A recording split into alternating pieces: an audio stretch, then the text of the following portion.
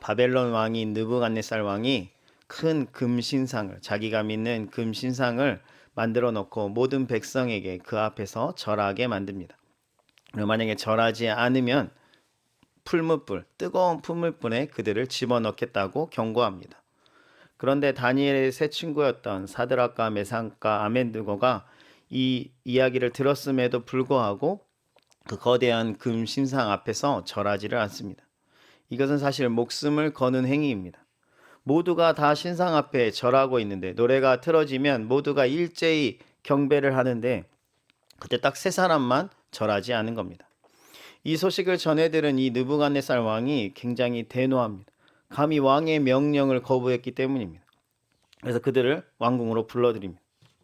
그런데 그들이 워낙 유능한 신하들이었기 때문에 그들을 바로 죽이기에는 너무 아깝다는 생각이 들었습니다. 그래서 그들에게 다시 한번 기회를 줍니다. 지금이라도 노래를 틀어줄 테니 지금이라도 금신상에게 절을 하면 살려주겠다. 그리고 이 느부갓네살 왕 앞에서 자신의 손에서 너희들을 건져낼 수 있는 그 어떠한 신도 없다. 내 말을 들으면 살 것이고 내 말을 듣지 않으면 죽을 것이다. 이렇게 말하는 겁니다. 어쩌면 이것은 사드락과 메삭과 아벤느고에게 거부할 수 없는 유혹일 겁니다. 지금 딱 눈 한번 딱 감고 그냥 금신상에게 절하면 목숨을 부지하는 그 정도가 아니고 바벨론에서 평생 안정된 직장을 가지며 그 명예와 지위도 회복하게 될 것이기 때문입니다. 과연 왕의 제안 앞에서 그들은 어떤 답변을 내렸을까요?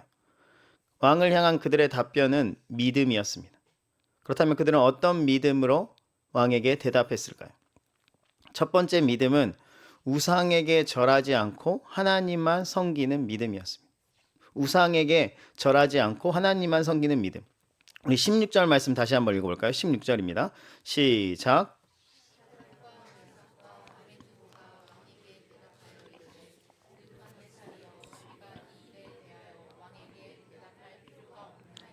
아멘. 왕의 제안, 지금이라도 절해라. 우상에게 절해라. 이 질문에 대한 대답할 가치가 없다는 겁니다.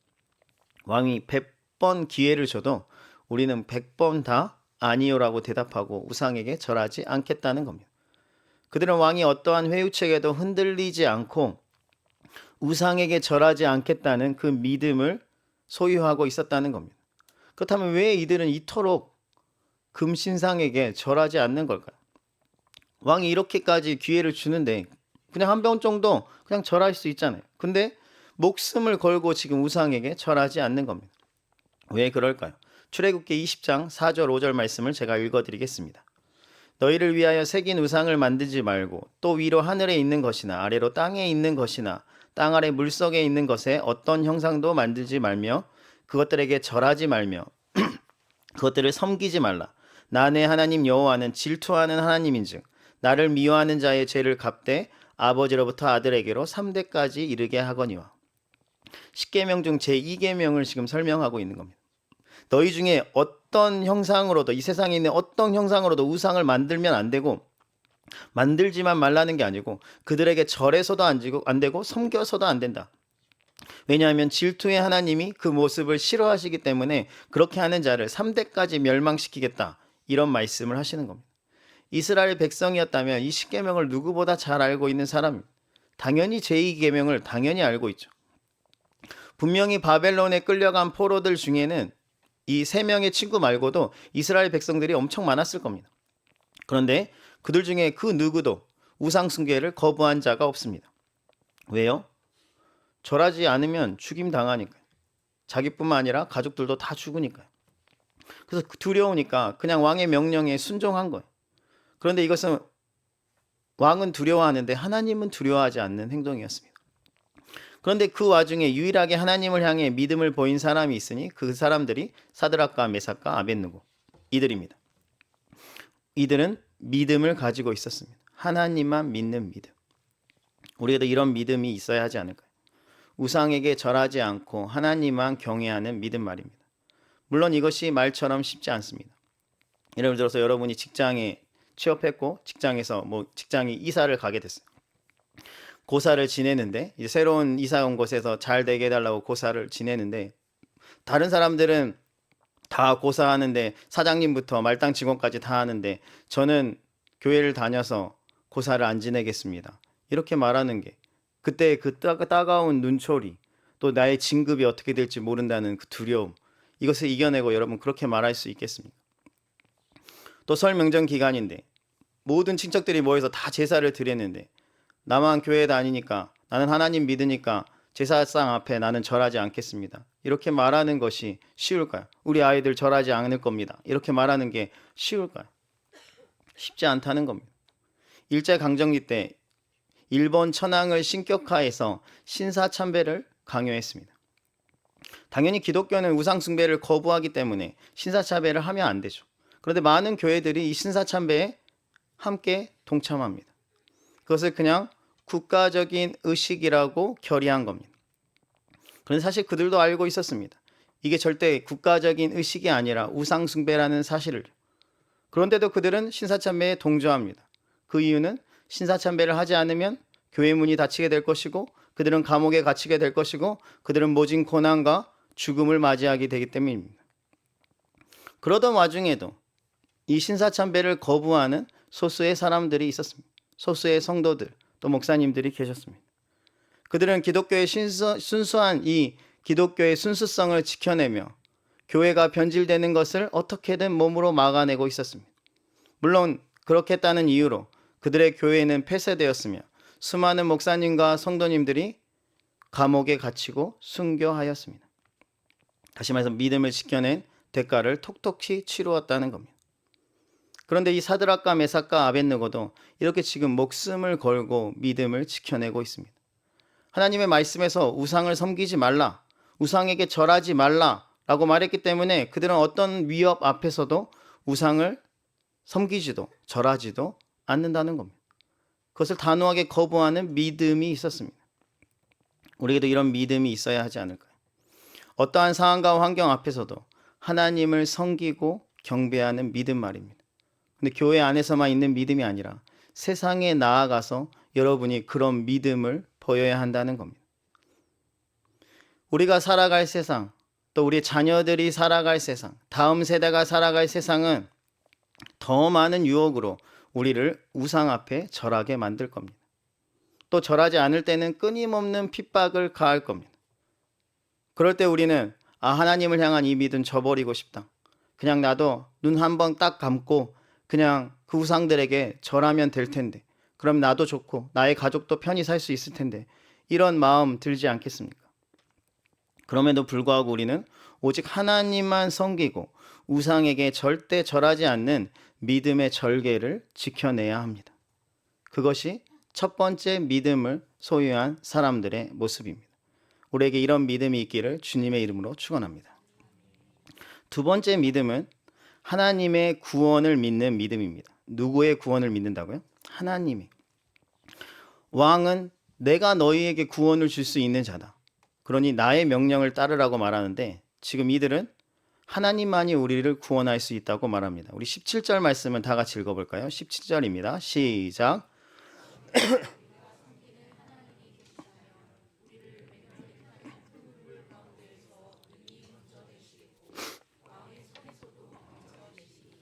아멘. 사드락과 메삭과 아벳느고는 당신이 왕이 우리를 구해주는 것이 아니라 자신이 섬기는 하나님이 이 불타는 풀무불에서 우리를 얼마든지 건져낼 수 있습니다 라는 그런 믿음이 있었다는 겁니다. 아무리 강력한 왕이지만 그 당시에 온 세상을 호령하는 왕이었지만 그런 왕에서도 하나님이 우리를 건져내주고자 하면 그 왕의 손에서 우리를 얼마든지 빼내올 수 있습니다 라는 믿음이 있었다는 겁니다. 그들에게는 하나님이 자신을 구원해 줄 수 있다는 확고한 믿음이 있었습니다. 우리에게도 이런 믿음이 필요합니다. 하나님이 나를 위기의 순간에서 구해 줄 수 있는 분이라는 그 믿음 말입니다. 내가 어떤 고난에 처하더라도 하나님은 나를 반드시 구원해 줄 수 있다는 그런 믿음 말입니다. 그런데 우리들은 의외로 이런 믿음이 없습니다. 교회는 다니는데 이런 믿음이 없다는 겁니다. 그래서 어떤 어려운 상황이 생기면 하나님이 과연 나를 이런 상황에서 구해줄 수 있을까? 하는 의심이 앞선다는 겁니다. 확신보다 의심이 더 앞서는 인생이라는 겁니다. 예수님 앞에 귀신 들린 아들을 데리고 온 한 아버지가 있었습니다. 예수님께 자신의 아들을 고쳐달라고 부탁합니다. 왜냐하면 이 귀신이 단순히 그의 아들 안에 들어가서 간질 정도 일으키는 그 정도가 아니라 불에 들어가게 하고 물에 빠지게 해서 죽게 만들려고 하기 때문입니다. 그래서 예수님을 찾아와서 무엇을 하실 수 있거든 좀 자신들을 불쌍히 여기고 도와달라고 합니다. 그런데 예수님이 버럭 화를 내십니다. 왜 예수님이 화를 내셨을까요? 마가복음 9장 23절을 제가 읽어드리겠습니다. 예수께서 이르시되 할 수 있거든이 무슨 말이냐? 믿는 자에게는 능히 하지 못할 일이 없느니라 하시니라. 아멘. 할 수 있거든 같은 그런 의심하는 소리, 믿음 없는 소리 하지 말라는 겁니다. 믿는 자에게는 능치 못함이 없다는 겁니다. 그러니 믿으라는 겁니다. 그러자 아버지가 자신의 믿음 없음을 절규하면서 자신에게 믿음을 달라고 외치면서 자기가 믿겠다고 고백합니다. 예수님이 모든 일을 하실 수 있는 분이라는 걸 내가 믿겠습니다 라고 고백하는 겁니다. 그러자 예수님이 그 더러운 귀신을 단번에 아들에게서 떠나게 합니다. 믿음이 아들을 구원했습니다. 그러니 제발 여러분도 그런 믿음 없는 소리 하지 마시길 바랍니다. 하나님이 과연 나를 이 문제에서 건져주실 수 있을까? 하나님이 과연 이 문제 해결해 주실 수 있을까? 이런 의심하는 소리, 또 믿음 없는 소리 하면 안 된다는 겁니다. 전능하신 하나님께는 능치 못하실 일이 없습니다. 믿으십니까? 그 전능하신 하나님이 왜 여러분의 문제만 해결하지 못한다고 생각하십니까? 왜 여러분의 문제가 하나님보다 크다고 생각하십니까? 하나님은 어떤 상황 속에서도 나를 구원해 줄 수 있다는 그런 확고한 믿음을 가지셔야 합니다. 하나님이 우리 편이 되어주시면 그 누구도 우리를 대적할 수 없습니다. 로마서 8장 31절에 이런 말씀이 있습니다. 그런즉 이 일에 대하여 우리가 무슨 말하리요? 만일 하나님이 우리를 위하시면 누가 우리를 대적하리요? 아멘. 하나님이 우리를 구원해 주시기로 결정하면 그 누구도 그 하나님의 손에서 우리를 빼앗을 자가 없다는 겁니다. 그만큼 하나님의 구원은 강력하며 확실하다는 겁니다. 아무리 느부갓네살 왕이라고 해도 하나님의 손에서 사드락과 메삭과 아벳느고를 빼올 수 없다는 겁니다. 그 구원을 하나님께서 해주시기로 결정하면 그 구원을 절대 회방할 수 없다는 겁니다. 이 다니엘의 세 친구들에게는 이런 믿음이 있었습니다. 하나님이 결정하시면, 구원하기로 결정하시면 우리는 반드시 산다. 이런 믿음이 있었습니다. 그렇기에 느부갓네살 왕이 아무리 그들을 협박해도 눈 하나 깜짝하지 않고 그 어떠한 왕이 자신들에게 해를 끼친다고 말해도 하나님을 대적할 수 없다는 겁니다. 하나님이 그들을 대적하면 이기는 것은 불가능하기 때문입니다. 그런 믿음이 있었습니다. 여러분에게 그런 믿음이 있으십니까? 혹시 우리는 여전히 세상의 위협 앞에서 벌벌 떨면서 두려워하고 계십니까? 그것은 우리가 아직 하나님이 어떤 분인지 제대로 몰라서입니다. 세상이 아무리 크다고 해도 하나님보다 크지 않습니다. 믿으십니까? 그러니 그 하나님의 위대하심을 믿으시길 바랍니다. 아직도 하나님 대신에 돈을 의지하면서 그 돈이 나를 구원해 줄 거다 이렇게 착각하고 계십니까? 우리의 유일한 구원은 하나님께만 있다는 사실을 믿으시길 바랍니다. 여러분이 가지고 있는 그 돈이 얼마나 있는지 저는 모르지만 돈은 있다가도 사라질 그런 물건입니다. 절대 여러분을 구원해 줄 수 없다는 뜻입니다. 돈을 의지해서 나중에 후회하지 마시고 위대하신 구원의 하나님을 믿을 수 있기를 주님의 이름으로 축원합니다. 하나님만이 유일한 우리의 구원이십니다. 세 번째 믿음은 그렇게 하지 아니하실지라도의 믿음입니다. 세 번째 믿음은 그렇게 하지 아니하실지라도의 믿음인데요. 저는 이 믿음이 믿음 중에서도 최상위 레벨에 들어간다고 저는 그렇게 생각합니다. 성경에는 뭐 그렇게 나와 있지 않지만 저는 그렇게 생각합니다. 왜냐하면 믿음이라고 또 다 같은 믿음이 아니거든요. 성경에 보면 큰 믿음도 있지만 또 작은 믿음도 있거든요. 그렇게 하지 아니하실지라도의 믿음을 소유하고 있다면 저는 그 사람을 정말 큰 믿음을 소유한 자라고 부르고 싶습니다. 그렇다면 그렇게 하지 아니하실지라도의 믿음은 어떤 믿음을 의미할까요? 우리 18절 말씀을 다 같이 읽어볼까요? 18절입니다. 시작.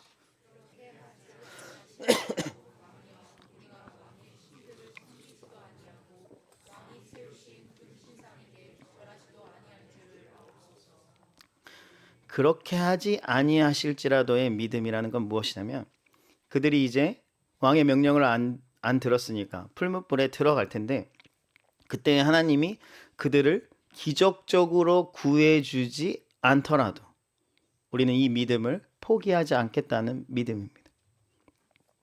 많은 성도들이 첫 번째 믿음을 가지고 있습니다.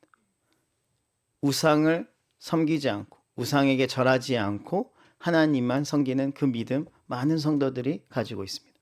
그리고 그들 중에 일부가 두 번째 믿음인 하나님이 자신을 반드시 어떠한 상황에서도 구원해 줄 것이라는 믿음을 소유하고 있습니다. 그런데 방금 전에 말씀드린 이 세 번째 믿음, 그렇게 하지 아니하실지라도의 믿음을 소유한 성도는 그리 많지 않습니다. 우리 생각에는 앞에 말한 첫 번째 믿음, 두 번째 믿음을 소유하고 있는데 뭐 세 번째 믿음 하나 정도 없어도 된다고 생각하지만 절대 그렇지 않습니다. 왜냐하면 세 번째 믿음이 없으면 아무리 앞에 두 가지의 믿음이 있다고 하더라도 하나님에 대한 원망과 불평이 나오기 때문입니다. 하나님, 제가 하나님을 위해서 이렇게 열심히 헌신했는데 고작 내게 돌아오는 것이 이것뿐입니까?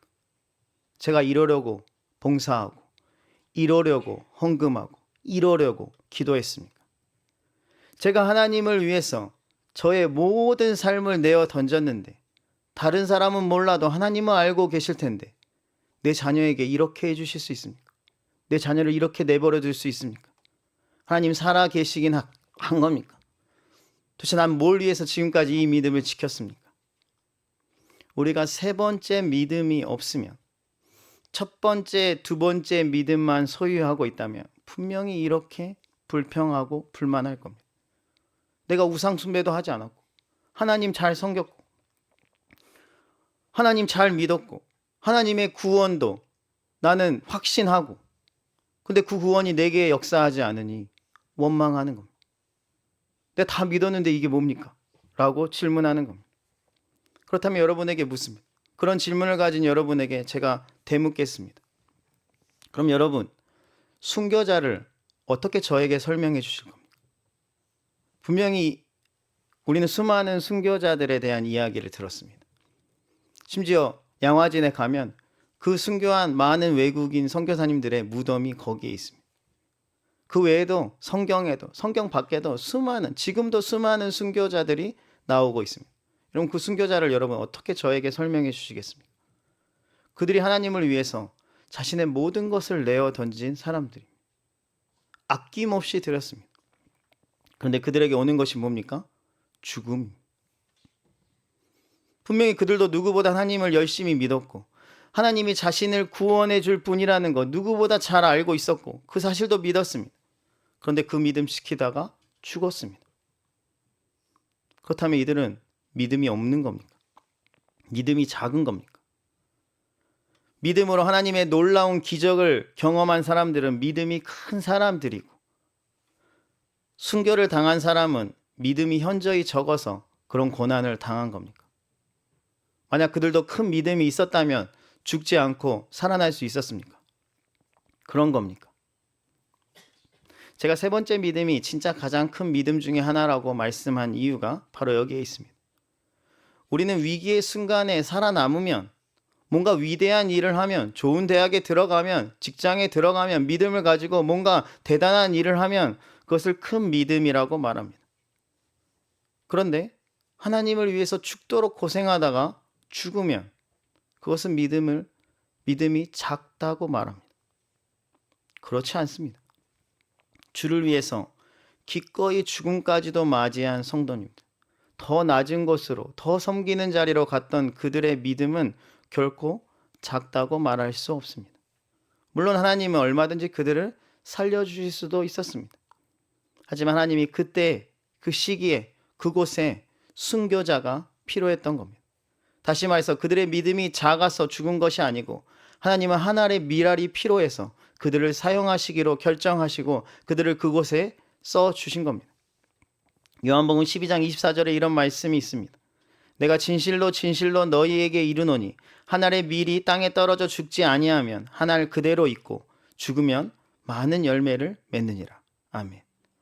하나님은 때로는 우리를 위기에서 건져내 주심으로, 기적적으로 우리가 구원을 받음으로 하나님의 살아계심을 온 세상에 전하기도 하시지만, 때로는 하늘의 밀알이 땅에 떨어져 많은 열매를 맺어야 하기에 순교의 씨앗으로 우리를 부르시기도 한다는 겁니다.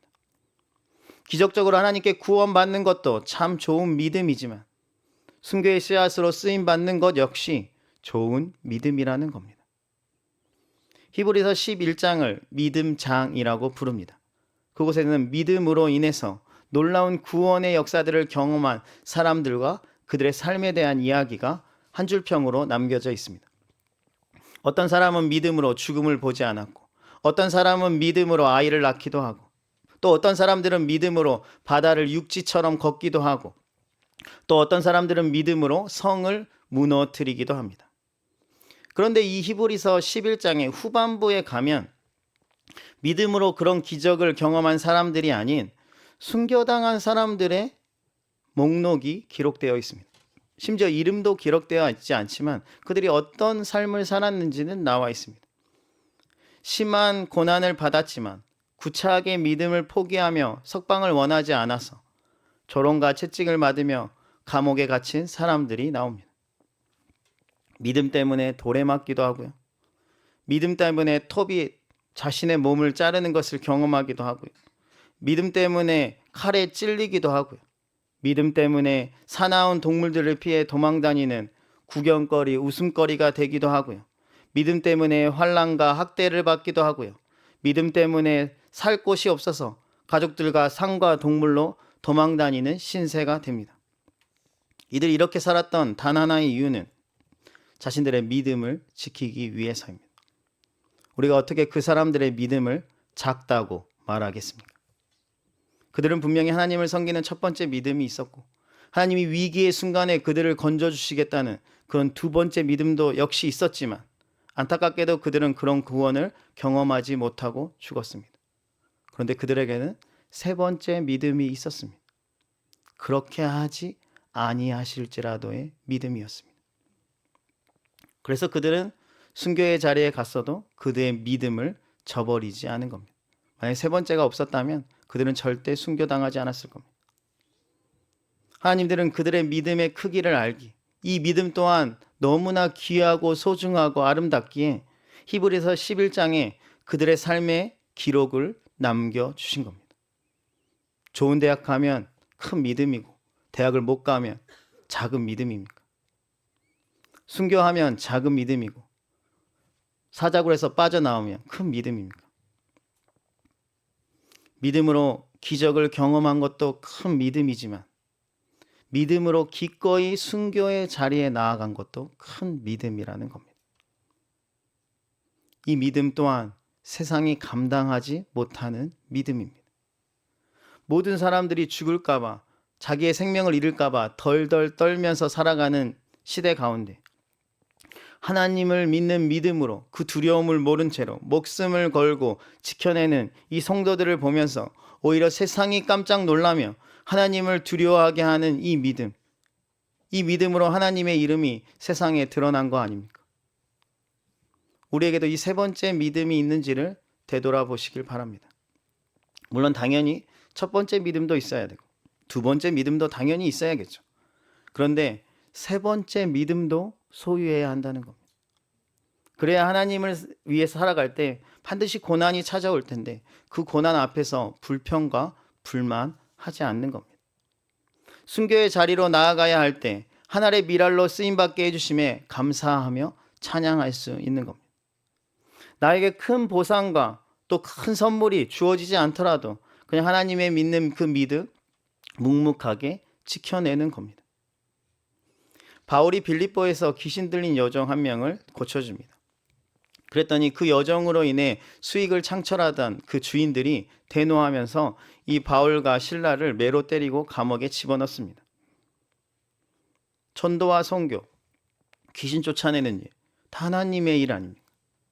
하나님의 일 열심히 했는데, 누구보다 열심히 했는데, 하나님의 인도하심 따라서 빌립보에 갔고 하나님의 뜻대로 살았는데 바울과 실라가 감옥에 갇힙니다.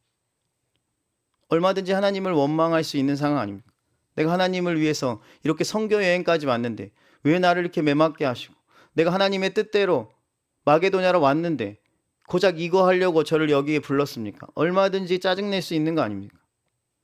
만약에 바울과 실라에게 이 세 번째 믿음인 그렇게 하지 아니하실지라도의 믿음이 없었다면 그들은 원망과 불평을 늘어놓았을 겁니다. 그런데 그들에게는 그렇게 하지 아니하실지라도의 믿음이 있었습니다. 그래서 그들은 감옥에서도 기도하며 찬양합니다.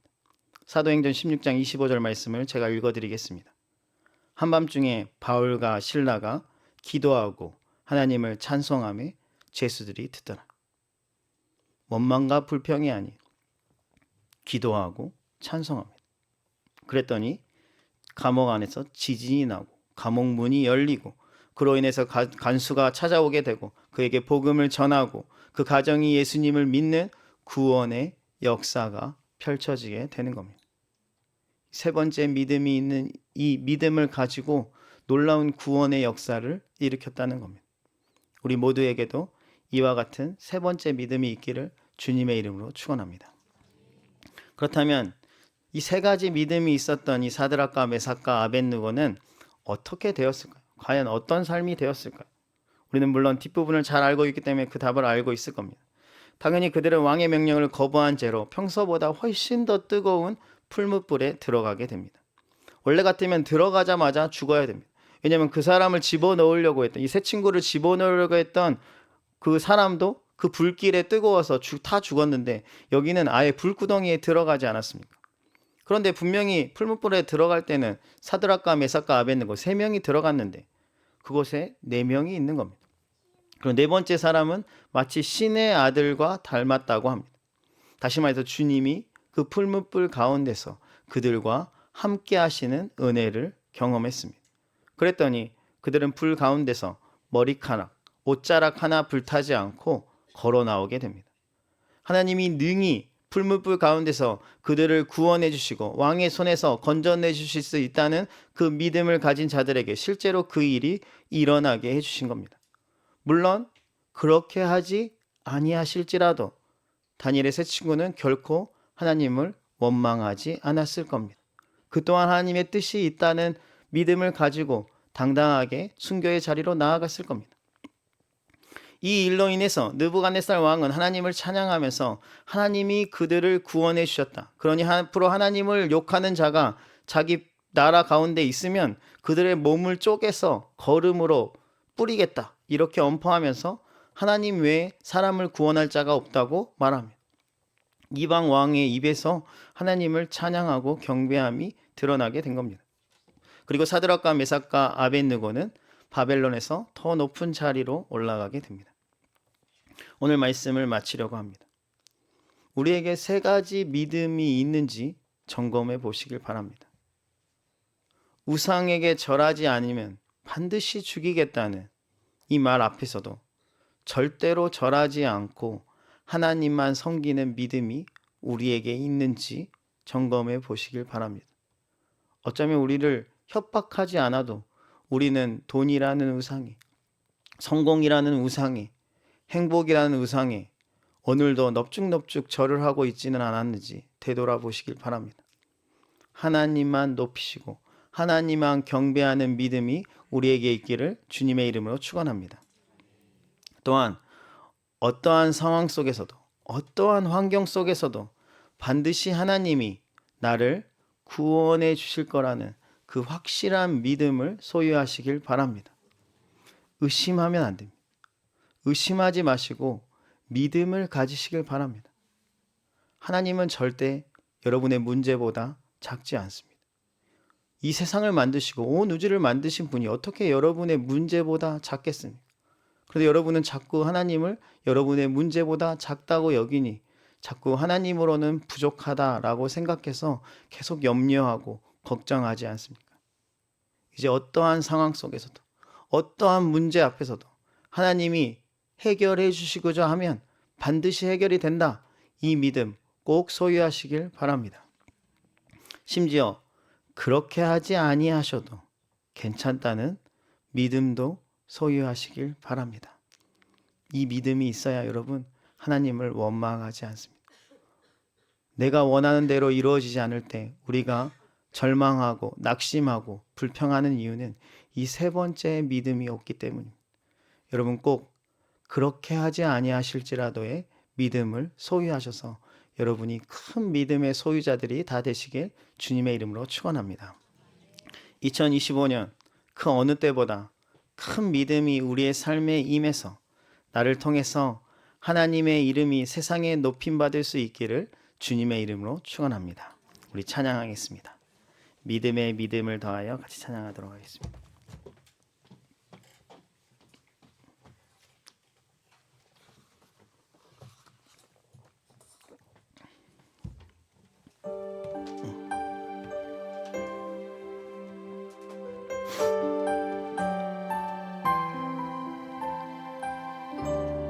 어두운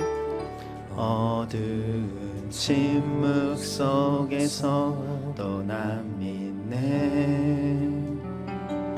능하신 내 주님 일하고 계심을 보이지 않아도 들리지 않아도 약속하신 대로 행하고 계시네. 하지만 그리 아니하셔도 믿네. 선하신 내 주님 날 사랑하심을 나 바란 그대로 이루어지지 않아도 기쁘신 뜻대로 예비해 두셨네. 믿음을 더하여 주님의 크신 손 붙들리 나들을 고백은 주 사랑합니다. 마침내 주 얼굴 볼 때에 나아간 길이 나들을 고백은 주 사랑합니다. 어두운 침묵 속에서도 난 믿네. 능하신 내 주님 일하고 계심을 내 주님 일하고 계심을 보이지 않아도 들리지 않아도 약속하신 대로 행하고 계시네. 하지만 그리 아니하셔도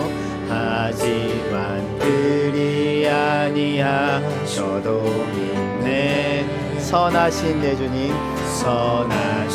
내 주님 나 사랑하심을 나 바란 그대로 이루어지지 않아도 기쁘신 뜻대로 예비해 두셨네. 믿음을 더하여 주님의 크신 손 붙들리 나들을 고백은 주 사랑합니다. 마침내 주 얼굴 볼 때에 그 품에 나득나한 길이 나들을 고백은 주 사랑합니다. 우리 처음부터 다시 한번唱했어요. 어두운 침묵 속에서도 난 믿네. 능하신 내 주님 일하고 계심을 내 주님 일하고 계심을 보이지 않아도 들리지 않아도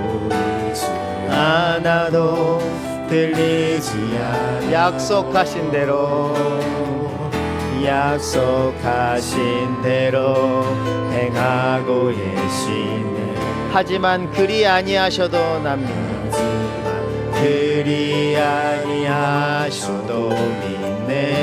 선하신 내 주님 선하신 내 주님 나 사랑하심을 나 바란 그대로